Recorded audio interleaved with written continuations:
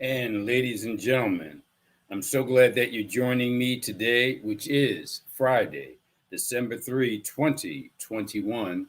Time now is exactly 3:30 p.m. I try to make sure I get started on the exact second, and really it's not me, it's our producer extraordinaire, Roland. Having said that, I want to try to get as much in as possible because we have a lot to talk about in regard to one particular issue. And that one particular issue deals with the modern day slavery era laws that allow armed white men to murder unarmed black people. You notice I said that very slowly because I want to make sure I said that right. I want to talk to you all about a modern day slavery era law that allows armed white men to murder unarmed black people. And I'm saying that in 2021 in connection with a slavery era law. Let's start at the beginning. We all are aware of the tragic and brutal murder of Ahmaud Arbery that took place back on February 23, 2020. By the way, I give a big shout out to our producer, Roland. I forgot to say who I am, even though it says it right here. For those who don't know, I am attorney Michael Cord, aka Michael X, aka the angriest black man in America. And I say angry not in a destructive way, but in a constructive way. James Baldwin said to be black and conscious in America is to be in a constant state of rage. In other words, if you know what's going on, you got to be enraged. The only way you are not enraged is because you don't know what's going on. Well, one of the many purposes of this show, TV Courtroom, hosted by yours truly, attorney Michael Cord, aka Michael X, aka the angriest black man in America. One of the main purposes, amongst a lot of them, is to arm you with the information you need in order to become angry like me so you can do something about it, damn it. That's what the whole purpose is, to know it, to get enraged and do something productive, do something constructive. I'm not talking about anything negative. I'm not talking about any criminality. I'm talking about doing what needs to be done. And here in America, the deadliest weapon in regard to dealing with racism is not a gun, not a bullet, not a bomb. The deadliest weapon is a black person with knowledge. That's the deadliest weapon. And I want to arm black folks and brown folks and red folks and yellow folks and woke white folks. That's what it's all about. It's the rainbow revolution here in America in general, but right here at TV Courtroom in particular. So, having said all that introductory stuff, let me just say this. I write a weekly column for the Philadelphia Tribune. Actually, I write two columns, but the second one is not relevant for this purpose. But I write a weekly column called Freedom's Journal. And Freedom's Journal is all about arming us with the information we need in order to make much needed change here in the United States of America. And in that column, that weekly Philadelphia Tribune column called Freedom's Journal, I always write something provocative and sometimes historical, sometimes current, but it's always provocative from a pro black angle. And this past Sunday, I wrote an article entitled America Still Has Slavery Era Citizens Arrest Laws that Legalize Lynching. And thanks to Roland, you can see it right there, Philadelphia Tribune. The article is entitled America Still Has Slavery Era Citizens Arrest Laws that Legalize Lynching. And as you see there, that was written just recently in 2020, 2021. So how could in 2021 there still be slavery era citizens arrest laws that legalize lynching? Well, I'm glad you asked, because here's the question. Here's the answer to that question. By the way, again, I got to tell you, I don't know what I would do without Roland, our producer, because he puts out the information that you need to know. That article I just mentioned, that's in the Philadelphia Tribune, just go to phillytrib.com, type in CORD, COARD, for all the articles. Once again, phillytrib.com, type in CORD, COARD, and all the articles will come up. If you want this one in particular, just put in citizen's arrest, and it'll come up. So again, the article is entitled, the headline of the article is America Still Has Slavery Era Citizens Arrest Laws That Legalize Lynching. And let me walk you through the process. I periodically teach a social media course called the Nat Turner Law School. You know how you got Yale Law School and Harvard Law School and Princeton Law School? Well, yeah, here on my social media pages on Instagram in particular, I have something called the Nat Turner Law School.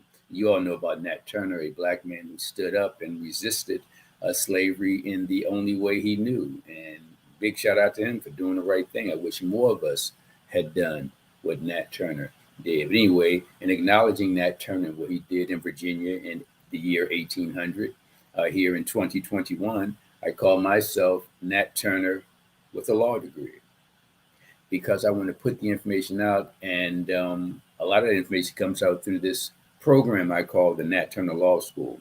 Well, that's not what we're doing now, right here. Right now, we're doing TV Courtroom, but I'm going to take a page out of that Nat Turner Law School to talk to you about this slavery era law that still today in 2021 allows armed white men to kill unarmed black people. And if you see to my left, probably to your right, but to my left, there's a poster of Malcolm X. And I learned so much from Brother Malcolm, but the main thing I learned from him is he would always say, make it plain, which means when you come to talk to people, don't use any highfalutin, convoluted, complex, $1,000,000 words. Make it plain. We as lawyers, we tend to use those convoluted, multisyllabic, confusing words because we want people to think we're smart and we can charge them an arm and a leg. But as Brother Malcolm said, make it plain. So I'm going to make it plain about this slavery era law that still today allows armed white men to murder unarmed black people. Here's the background. When Travis McMichael and Gregory McMichael and William Roddy Bryan targeted, stalked, chased, hunted down, and murdered Ahmaud Arbery. And all those verbs are precise. I meant what I wrote when I said targeted, when I said stalked, when I said chased, when I said hunted down, and when I said murdered. In regard to the article, I wrote these things and I'm saying them to you now. You know, when I think about what they did to Ahmaud Arbery, 25-year-old Ahmaud Arbery, it just confirms why I try to avoid watching news reports that broadcast videotape evidence of vicious brutality against black people. But it's constantly on the news, whether cops do it to us or citizens do it to us or whatever. Because not only could it be desensitizing, you see it enough, you think, you know, no big deal. But it's not that for me. For me, it's traumatic. It's traumatic. The thing that will forever, and because I host a radio show, and because I do this TV show, and because I write a newspaper column, because I teach at Temple University, I have to know what I'm talking about. So that means sometimes I got to go and research the very disturbing information that I really don't want to know personally. But if I'm going to talk about it, I got to see it. I got to read it. I got to understand it. So when I finally watched the brutal murder of Brother Ahmaud Arbery, the thing that sticks in my head is after he was shot, he kept jogging. You know, it's amazing what the human body does when it's in shock. You already suffered 2 or 3 shots to the chest. What do? Do you drop down dead right there in the spot? No. In this case, he turned around, continued jogging as he was before these racist murderers assaulted him, turned around and took about 2 or 3 steps to continue to jog and just fell down dead. Correction, fell down dying, because by the time the police were called, he was still alive. But the police just stood around. They let him die in the street. I mean, you can see why I call myself the angriest black man in America. I don't know how these black mothers do it. I don't know how these black fathers do it. I don't have any children. Now, let me say this very slowly because I'm not making any threats. And I don't want to say anything that's going to violate any FCC type regulations. If Ahmaud Arbery was my son, if Philando Castile was my son, if Sean Bell, if the women who were murdered by cops and thugs, you wouldn't see me at rallies talking about turning the other cheek. You wouldn't see me at rallies talking about let the system work. You wouldn't see me at rallies, prayer vigils, saying that God will make a way. You wouldn't see me and hear me doing that. I'd be in prison. I'd be in prison. I'm not a tough guy. But if somebody murdered my son like that, I'd be in prison. That's all I can say about that. I mean, I know I'm supposed to be a fancy lawyer and a college professor and a professional journalist. I get all that. But if 3 guys had done that to my son, if 2 guys had done that to my son, if 1 guy had done that to my son, if a police officer had done what was done in the George Floyd case, I'd be in prison. And I'm not going to tell you what I would do to cause me to go to prison, but you can put 2 and 2 together. That's all I say about that. Let me move on and put my lawyer hat back on. So when these 3 racist thugs brutally murdered Ahmaud Arbery, they could have gotten away with it. You heard me. They could have gotten away with it.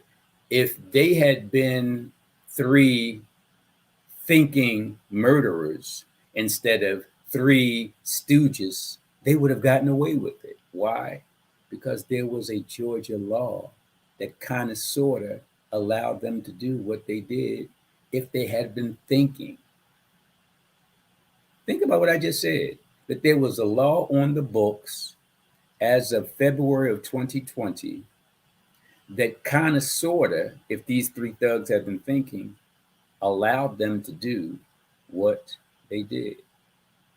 There was a law that was passed in Georgia in 1863. And you probably know that slavery didn't kind of sort of end, because it really didn't end with the 13th Amendment in 1865. I mean, I know history book will tell you that slavery ended with the 13th Amendment in 1865. For purpose of this discussion, let's say that's true. It is kind of sort of true, but not completely. But let's say, for sake of this discussion, that it is true, that the 13th Amendment freed all the enslaved black folks and we lived happily ever after, 1865. Well, 2 years before that, in 1863, Georgia passed a law. And it was actually a law that was designed to catch escaped slaves. Now, I'm using the word slave for our discussion, but don't use that word in conversation, because my ancestors were not slaves. Slaves were things, inanimate objects. My ancestors were human beings who happened to be enslaved. So the proper term is an enslaved black person, an enslaved black woman, an enslaved black man, an enslaved black child. But for purposes of discussion, let's just say slaves, because that's some of the language that was used in the laws. So we want to use that language that was used in those laws. So in 1863, in Georgia, the state legislature passed a law that allowed white people to deputize themselves, act like cops, and arrest any black person, because Georgia was afraid that some of the black people who were milling around in Georgia had been enslaved, let's say, in another state or enslaved in Georgia, but escaped that slavery. Now, these white people didn't know which black person was quote unquote legally enslaved and which black person had escaped. So the purpose of this 1863 Georgia law was to allow any white adult, or child for that matter, to use his or her citizen's arrest authority to detain that black person. When I say detain, that's pretty much a euphemism, because it basically means beat the slop out of them, hold them down, and find out if they had been slaves, escaped slaves, or in some cases, kill them if they resist while you're trying to detain them and beat them down. Now, the problem is this. I'm going to tell you what that 1863 Georgia law actually says, to let you know that if these three stooges had used the law, that racist law, that brutally racist law, that criminally and brutally racist law, if those three stooges had not been three stooges, but had understood exactly what the law was, they could have used that law and murdered Ahmaud Arbery and beat the case. Here we are in 2020 when the murder took place. These three monsters used a slavery era law, an 1863 law, to target, to stalk, to chase, to hunt down, and to murder Ahmaud Arbery. And if they had been smart enough to use the exact language and legislative intent of that law, they could have beat the case. That's frightening.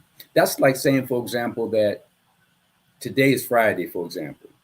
Let's say there's no law against rape. For whatever reason, there's no law in Pennsylvania against rape. So I can jump on some woman and sexually defile that woman on Friday. And then all of a sudden, the next day on Saturday, the Pennsylvania state legislature says, wow, that was a bad thing that Michael X did.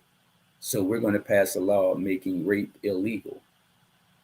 And now I go to trial on Monday. So I commit the rape on Friday. The law gets changed on Saturday. And I go to court on Monday for the rape charge. All I have to say is that, hey, I know it's Monday. I'm on trial. I know the law was changed on Saturday. But what I did to that woman happened on Friday. You can't hold me responsible on Monday for what the law is now, for what the law became. I'm only responsible for what I did on Friday at the time the law was what it was. And on Friday, there was no law against rape. So I'm not guilty. That's the perfect analogy for what these stupid, racist murderers could have used in regard to killing Ahmaud Arbery if they weren't as ignorant. You might say, well, what do you mean? I'm going to walk you through it. Remember what Malcolm said, make it plain? I'm about to break this down and make it plain. But you know what's the worst part of this? You might say, well, yeah, Mike, this is horrible. I can't believe that Georgia did that. But Georgia's an outlier. This is happening in Georgia. We got 50 states in the United States. Georgia's only one. Did you know that as of 2021, this year, 49 of 50 states, including Pennsylvania, has a law similar to that in regard to citizens' arrest. Not exactly like it, but 49 of 50 states legally authorize citizens to play cop. 49 of 50. And I was surprised when I did the research. I'm thinking that, maybe a progressive state like California doesn't have it, or a progressive state like New York doesn't have it, or even though it's not progressive, maybe Pennsylvania doesn't have it, but yet they all have it. 49 of 50 states have citizens arrest laws that smart, armed white people can use to kill innocent, unarmed black people, anybody else for that matter. You know, the only state that doesn't have a citizen's arrest law, and I still don't know why, but West Virginia. West Virginia is the only state in the United States that doesn't have a citizen's arrest law. That's a frightening concept. Now, let me just break it down. I said it's 49 of 50 states that have a citizen's arrest law in one form or another. So what does that mean? That means that nearly every state in the United States has laid the groundwork for legalized racist lynching. And by the way, it gets even worse when you factor in something called the stand your ground laws. The stand your ground laws are basically like a self-defense kind of thing, like stand your ground. Somebody comes at you being aggressive and threatening, you don't have to run. You don't have to flee. You just stand right there. You stand your ground and you defend yourself. Pull out your gun, your knife, or whatever, stand your ground. Well, stand your ground was an extension of the Castle Doctrine. Brother Malcolm is whispering to me again, Brother Michael X, make it plain. Brother Malcolm X, I'm hearing you, I'm going to make it plain.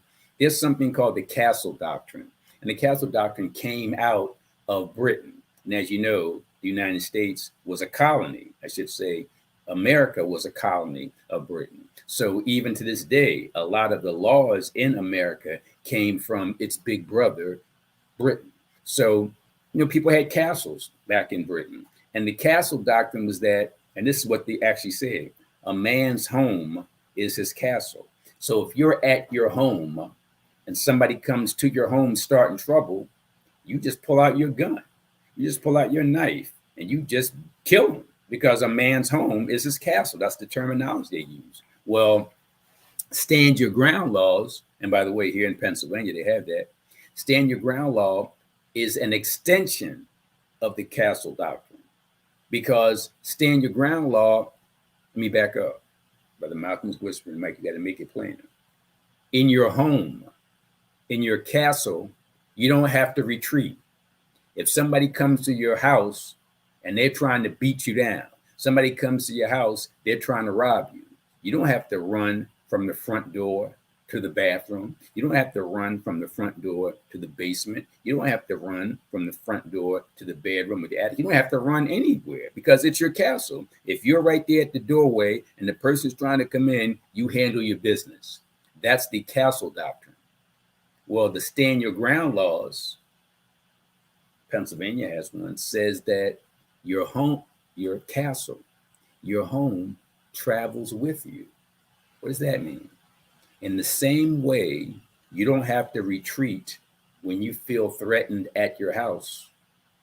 The stand your ground law says that when you're out on the street, when you're at work, when you're on vacation, when you're at the club, when you're doing whatever you do, when you're in your car, all that becomes your castle. So now, even though, let's say a guy comes up to your car being all aggressive, he's a panhandler, he's like, hey man, I need $5 to get me some whatever. And you could easily just drive away. The light already turned green. The guy's yelling about how he wants $5. He's panhandling, going from car to car, asking for money. Instead of you just driving away, you're using that Castle Doctrine. You're staying right there. You don't proceed to the green light. You wait till the guy gets close to you. He's begging for money. You say no. He gets mad. He curses you. You feel threatened. You pull out your gun and you shoot and kill him, because you didn't have to flee. Just like at home, you don't have to flee from the front door to the other part of the house. When you're out on the street, when you're in your car, under the stand your ground laws, you don't have to retreat. When you easily could retreat. Like I said, the guy in the car, yeah, the guy was being aggressive, begging for $5, begging for 50 cents. Just pull off. Why sit there and engage in a confrontation that might first be verbal, then becomes physical, but you could avoid all that by just driving off? But in Pennsylvania and many other states, you don't have to drive off. You stand your ground.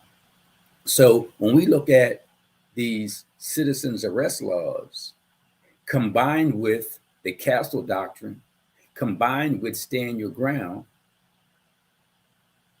white men feel like they got license to kill.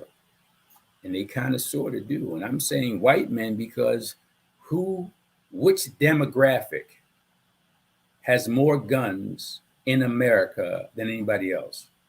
Is it black women? Nope. Is it black men? Nope. Brown man, brown woman, yellow man, yellow women, red men, red women? Nah. Is it white women? No. Number one, in terms of gun ownership, is white men. So that's what we're talking about. White men with guns. Let me just digress for a second. I'm no psychologist, but you can't tell me that this fixation with guns doesn't have to do with genitals. Because the whole notion of a big gun that fires powerful bullets, what does that tell you? It tells you that this man is apparently lacking in some things. So, you know how, this is not for everybody, but you know how short guys would tend to go to the gym and get big muscles because they're overcompensating. Well, when you got to have big guns that fire powerful bullets, that tells me that you're overcompensating, that you are lacking in something. And you all know what I'm talking about.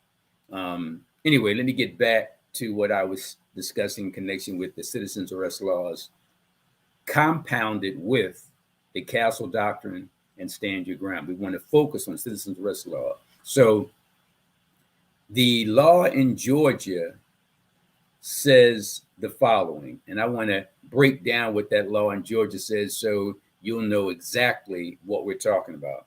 In 1863, the state legislature in Georgia passed a law that said a private citizen can, quote, this is a direct quote, a private citizen can, quote, arrest an offender if the offense is committed in his presence or within his immediate knowledge, unquote. Let me repeat that. In 1863, while slavery was still legal, remember, 13th Amendment wasn't until 1865 when slavery kind of sort of ended. 1865, 13th Amendment. Well, 2 years before that, slavery is prosperous, it's booming, it's legal. 1863, Georgia passed a law that said a private citizen can, quote, arrest an offender if the offense is committed in his presence or within his immediate knowledge. So what might be the offense that occurred within this white man's presence? In other words, he sees it, or within this white man's immediate knowledge, his friend tells him about it. Laws like minor infractions, including vagrancy, which means some black person still enslaved or recently freed, but still doesn't have any money, no property, no possessions. What's the legal definition of vagrancy? It's being out in public with no visible means of support. So if you're out in public with no visible means of support, you're a vagrant. That's a crime. A white man under that 1863 law could arrest that black person being a vagrant. But not just vagrancy, loitering and curfew violations, anything else a white man or a white woman, for that matter, found offensive. And even worse, anything that a white man or white woman lied about. And the whole purpose of this 1863 law was about catching slaves. Remember what I said about the word slave? I don't like to use that, but I want to use it for these purposes. Now, when I say that the purpose, the legislative intent of that 1863 law, the same law that Travis McMichael and Gregory McMichael and William Roddy Bryant used on February 23, 2020, the same law that they used came from 1863 that was designed to catch slaves. Don't believe me when I say it. There's a scholar by the name of Professor Joe Margulies. And Professor Joe Margulies teaches law at Cornell Law School. Let me read to you what this scholar wrote, a white scholar for that matter. Cornell Law School Professor Joe Margulies makes it clear Georgia's and similar laws in other states, their citizens arrest law, quote, was a slave catching law for slaves who attempted to flee. it gave white citizens the power to grab black people. The law derives from a racist past, unquote. That's what a law school professor said. That this law, 1863, was designed to catch black people who were thought to be escaped slaves. And if it wasn't for that, it was also for the stuff I talked about, minor infractions like vagrancy and loitering and curfew violation, anything else that either happened or that white people lied about and said happened. So now, as I said, these white people can self-deputize and say right here, right now, I'm white, there's a black guy there, I'm deputizing myself as law enforcement using the citizen's arrest law. Well, here's the thing I really want to break down to you all. And time now is 4:01, so we're on track. But I didn't tell you all at the beginning, but I'll tell you now. Anytime I do my Nat Turner Law School thing, I always tell the folks who are watching, listening, to make sure you get a pen out, or make sure you get a pad out, or record it on your smartphone or your iPad, or jot down some notes. Because this stuff I share with the public, it's chilling. And by the way, it's part of critical race theory. And don't get me started by critical race theory, because the people who oppose critical race theory are dumbasses. Because one, they don't even know what it is. First of all, critical race theory was never, I repeat, never designed to be taught in the preschools, in the elementary schools, in the middle schools, in the junior high schools, in the high schools. Critical race theory was never designed to be taught in the schools. So when you see those right-wing Donald Dump Republicans talking about we're rejecting critical race theory, we don't want it taught in our schools. Dumbass, it was never designed to be taught in the schools. How do we know it? Because Professor Derek Bell, a Harvard law professor, came up with it more than 50 years ago, and he called it critical legal studies. And critical legal studies morphed into critical race theory, but it was all designed to prove the racism in America by showing the racist laws in America. Professor Bell from Harvard 50 years ago simply said, hey, when I accuse America of being racist, white people come at me and say, oh, we're not racist. You can't prove that. And when I talk about the Klan and lynching and slavery, they say it was an aberration. It was just a few bad apples who happen to be white that did those things. And Derek Bell said, no, it was your laws. It was your legislature, because your laws are created by your legislators. Your legislators are elected by the public. So the more votes a candidate gets, the more likely he or she's going to win. So that's the voice of the people. So Professor Derek Bell, 50 years ago at Harvard, said, we're not even looking at lynching. We're not even looking at slavery. We're not even looking at the civil rights struggle. We're looking at the laws that America passes on the local city and county level, on the state level, on the federal level. And we look at these laws, we can see that America is racist because the laws are racist. So critical race theory is a law school / law-based concept designed for law students and lawyers. Last time I checked, preschool, elementary school, middle school, junior high school, and high school didn't involve law students or lawyers. So the nonsense you hear from right-wing, Donald Dump type Republicans, they don't know what they're talking about. Critical race theory was never designed to be taught in the schools, and critical race theory is not Black Lives Matter. Critical race theory is not reparations. Critical race theory is not the civil rights struggle. Critical race theory is not Black history.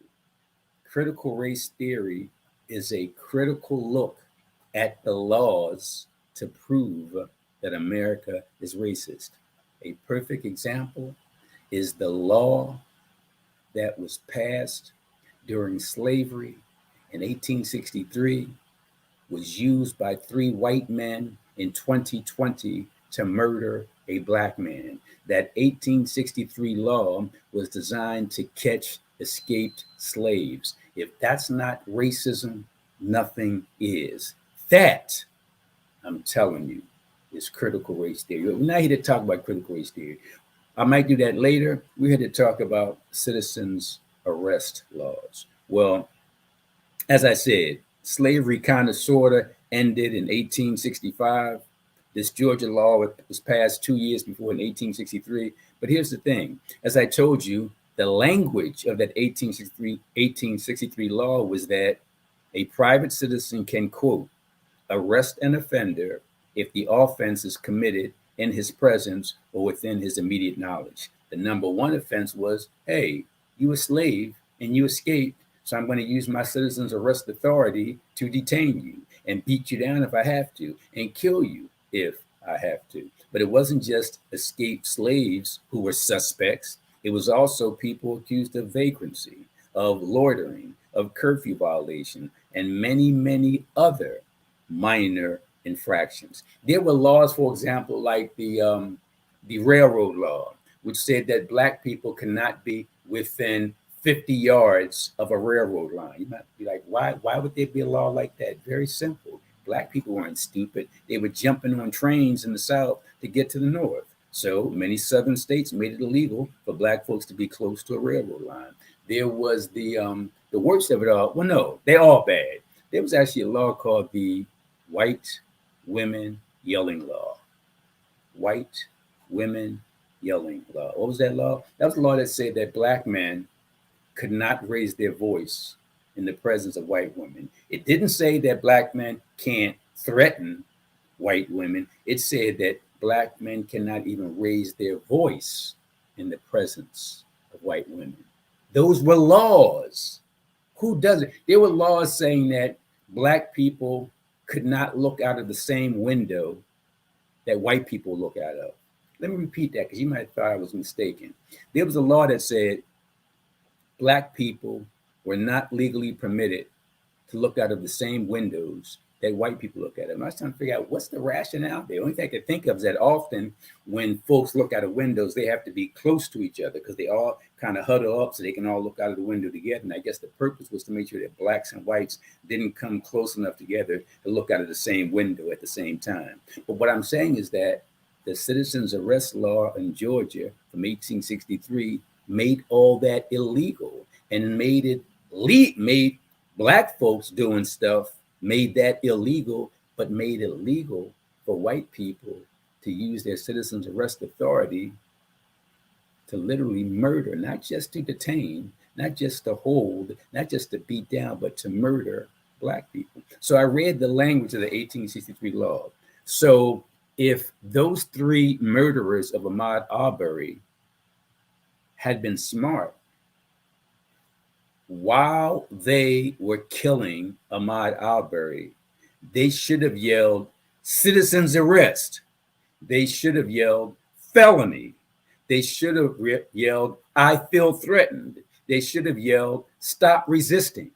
If they had yelled, citizens arrest, felony, I feel threatened, stop resisting, then they kind of cloak themselves and cover themselves with the defense that the 1863 law gave them. But they were so stupid, in addition to being murderous, they were so stupid, they didn't know about the technicalities of that law until later. I guess I'm not saying their lawyers put it in their head, but I personally believe that their lawyers after the fact told them, because even the cops who testified during the November trial, they said, these guys never said anything about citizens arrest. They didn't say anything about felony. They didn't say anything about I feel threatened. They didn't say anything about stop resisting. But think about this for a second. What if they had said those phrases? What if they had been smart enough to know that and said that while they were targeting Ahmaud, while they were stalking Ahmaud, while they were chasing Ahmaud, while they were hunting down Ahmaud, and especially while they were murdering? They didn't realize what was required for a perfect citizens arrest defense in Georgia until later. And then they tried to go to the trial and say, we did this under the citizen arrest law. And many people say, well, that doesn't work. But the problem is that they could have, and I want to be clear when I say this, let me slow down because I'm getting hyped. The law of 1863 that they used to murder Ahmaud Arbery in 2020, if these three murderers had said the right things while they were murdering Ahmaud, they could have beat the case. Now, let me give you the chronology. The law was passed in 1863. Jot that down. These murderous, racist monsters killed Ahmaud Arbery in February of 2020. So the first date, jot this down, 1863. Second date is February 23, 2020, when they murdered Ahmaud Arbery. Let's fast forward to May 10, 2021, a year and 2 months after Ahmaud was murdered. People were outraged when they found out that the defendants were going to use an 1863 slavery era law to try to beat the case. The public went ballistic, went crazy. And Georgia got caught with his pants down, and the Georgia State Legislature said, people see us now. They can see our white sheets and our white hoods. So we got to change this 1863 law. So on May 10, 2021, which was a year and 3 months after Ahmaud Arbery was murdered, that 1863 law in Georgia was changed. But you notice I said changed. I didn't say abolished. I didn't say vacated. I didn't say erased. I said changed. So the state legislature still has a citizen's arrest law in Georgia. It's just much more restrictive now. Before May 10 of 2021, pretty much any white man with a gun could do whatever he wanted to a black person. But as of May 10, 2021, now it's much more difficult to use that law because certain language was revised and updated, and that's good. But you notice I said good. I didn't say great. I said good. And why did I say good and not great? Because the law should have been completely abolished. It should have been completely vacated. It should have been completely erased. It should have been like West Virginia, where there is no citizen's arrest. So if somebody's doing something, call the cops, damn it. Or if somebody's doing something to you, breaking into your house or attacking you or your family, then you do what you got to do. But there's no need for a citizen to play the role of cop because he doesn't have to. Just pick up the phone and call the police. Or if somebody's coming at you on the street and doing stuff to you, then you don't use the citizen arrest law. You just use common self-defense. But you can't play the role of cop. And that's exactly what this 1863 law did. Now, remember I told you to write down some dates. I told you 1863 was when this law was passed, this slave catching law, that on February 23, 2020, 3 white men used that slavery era law from 1863 to kill Ahmaud Arbery.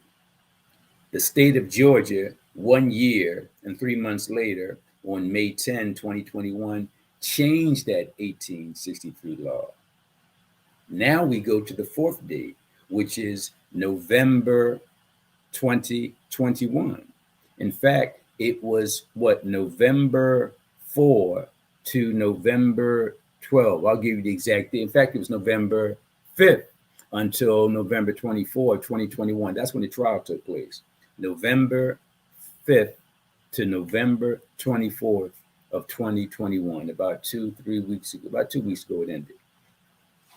You might say, okay, Mike, you gave us some dates, but if the trial was in November of 2021, and it was, and the law was changed in May of 2021, how were the defendants able to use the 1863 defense? Follow me on this. If the trial was in November of 2021, and it was, and the 1863 law was changed in May of 2021, how could the defendants in November of 2021 use the 1863 law? Very good question. Here's the answer. And when I explain to you, it's going to make sense. A person is held responsible for what the law is at the time he, she, or they engage in an action. They're not responsible for what the law might become sometime in the future. Let me repeat that, because Brother Malcolm was whispering, Mike, that was a great job. You made it plain, but you got to repeat it. This is how the law works. A person is responsible for his, her, or their conduct only in connection with what the law is at the time they engage in that conduct. They're not responsible for what the law might become sometime in the future. So when these three white men murdered Ahmaud in February of 2021, the law was still that 1863 law. Even though that 1863 law was changed in May of 2021, and the trial took place in November 2021, those three defendants still had the legal right to use that 1863 law, because that was the law as of the date of the killing, which was February 23, 2020. Think about that. Think about that. That's a frightening concept, that white men in America in 2021 could use a slavery era law to kill a black man in 2020. When we talk about race and racism and brutality, this is exactly what we're talking about. By the way, it's now 4:17. I got about maybe 9 minutes left. So let me, remember I told you that the Georgia law was changed in May of 2021 and how that was a good step, but not a great step. Here's why. In May of 2021, the Georgia state legislature, which was embarrassed that it had to admit that as of 2021, it still had a slavery era law on the books. Even though I blame the white people in the state legislature, I blame the black people even more. How could you have been a black state legislator in the state of Georgia and you got elected as a state representative or a state senator, and it wasn't your number one priority while you were in office to raise hell about the fact that there's a slavery era law still on the books in Georgia? And here you are, a state rep or a state senator in 1960 or 1970 or 1980 or 1990 or 2000 or 2020. So I blame them. And if they didn't know, damn it, they should have known. That's what we elect you for, to do the research and do what needs to be done. But anyway, so on May 10, 2021, the governor signed House Bill 479. That's House Bill 479. Now, that House Bill 479, and jot this down because it's going to be an exam later, that House Bill 479 pertained to Section D2 of Title 17 of the Official Code of Georgia. Let me repeat that. House Bill 479 pertained to Section D2 of Title 17 of the Official Code of Georgia. And the new law basically says, and I'm going to read it to you. It mandated that citizens, quote, shall not use force which is intended or likely to cause great bodily harm or death, but may use reasonable force to the extent he or she reasonably believes necessary to detain an individual, unquote. Brother Malcolm is telling me to read that again and then to make it plain. Let me read it again. So on May 10, 2021, that 1863 law was changed based on House Bill 479 that pertained to Section D2 of Title 17 of the Official Code of Georgia. And what that new law says is citizens, quote, shall not use force which is intended or likely to cause great bodily harm or death, but may use reasonable force to the extent he or she reasonably believes necessary to detain the individual. And that's why I said it's good, but it's not great. Because in my article in the Tribune, here's what I wrote. To be completely honest, I'm not really feeling a whole lot of comfort in the language of that revised law because it includes too many gray areas. For example, what do phrases like, quote, reasonable force, unquote, and, quote, reasonably believes, unquote, what do those phrases mean to white men? And by the way, white men are a demographic that, from an objective and factual standpoint, that demographic has been the most violently destructive entity throughout world history, especially in regard to white men and their encounters with people of color. Am I saying that all white men are destructive and murderers? No. Am I saying that all people of color are sweet and innocent? No. But I'm saying that if you do a study and find out which group of human beings, follow me on this, which group of human beings in the history of humankind has caused the most death and destruction. Was it Asian women? No. Was it Asian men? No. Was it red men, red women? No. Black men, black women? No. Was it brown men, brown women? No. Was it white women? No.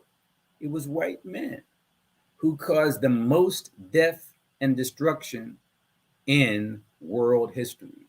So when I look at that demographic and I look at this House Bill 479, and it allows people, white men, to use the force they determine that they reasonably believe is necessary. So it says that everybody, including white men, can use, quote, reasonable force. What's reasonable force to a white man? History shows it's pretty bad. The new law says that it's based on what the citizen reasonably believes. Well, what do white men reasonably believe? So I said this kind of funny, but I actually meant it. What I said is that I'm really not feeling this gray area where white men can do their thing based on, quote, unquote, reasonable force, and that white men can do their thing based on, quote, unquote, reasonably believes. So what I say, and again, it's kind of like a joke, but this is what I wrote. What the new Georgia law needs to say is, quote, white men who ain't cops should mind their own business when they encounter black people and other people of color and should use their guns only at shooting ranges, unquote. That's what I'm saying the law should say, because if it allows white men to do what they've been doing, and what they've been doing has not been great for humankind, I'm not really feeling that Georgia law too much. Is it a step in the right direction? Yes. Is it the perfect solution? No, not at all. So let me wrap this up because we got 4 minutes left, 3 or 4 minutes left. If folks want more information about each of the 49 states that have these citizens arrest laws, then you got to go to a particular website. Well, I'm going to tell you two things. One, you need to go to my article in the Tribune, and it's on my Instagram page. It's on my Twitter page under the name of Michael Cord, MichaelCoard.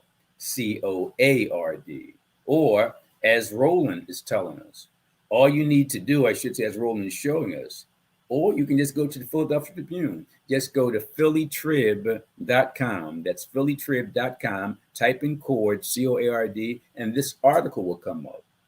But if you don't have time to do all that, there's a great and scholarly and thorough and meticulous research organization called the Solutions Institute. Just Google the Solutions Institute and type in citizens arrest.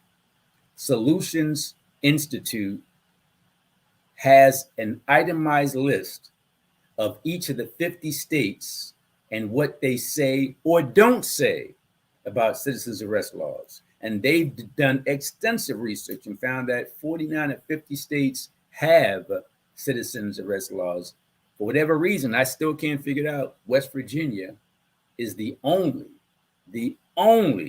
state that doesn't have it. And I'm really not sure why that is. But again, big shout out to Roland for letting us know about the Solutions Institute. Folks, this is some serious stuff, because we saw what happened in regard to the trial pertaining to the three thugs who murdered Ahmaud Arbery. And I won't say that that was justice, because it wasn't justice. Justice is getting rid of these citizens arrest laws.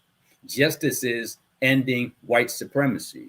Justice is reparations. Justice is voting rights. Justice is equality. Justice is equity. So that verdict wasn't justice. It was accountability for the three murderers. But don't get it twisted. It was not justice. Because think about it. If these three stooges had read that Georgia law before they went out and murdered Ahmaud Arbery, and if while murdering him, they had used phrases like citizens arrest, like felony, like I feel threatened, like stop resisting, the outcome of that trial could have been different. I'm just so glad that they were stupid in the murder that they committed. I got so much more I want to share with you. Let me just let folks know that I do this TV Courtroom show the first Friday of each month. You can watch it live at that time, and then it's on phillycam.org. You can check it out there. It's being shown on Comcast, on Verizon. In addition to that, I also host a radio show called The Radio Courtroom. Now, this show is called TV Courtroom. Why? Because it's on the TV. But I also do a show called Radio Courtroom every Sunday from 11 a.m. to 1 p.m. on WURD 96.1 FM. That's WURD 96.1 FM. For more information, go to the website, WURDradio.com, WURDradio.com. Once again, look at Roland. He got it right up there. I don't know what I'd do without him as producer. Folks, we've run out of time. I thank you for your patience, and just make sure you tune in again, and we'll see you next month. Thank you very much.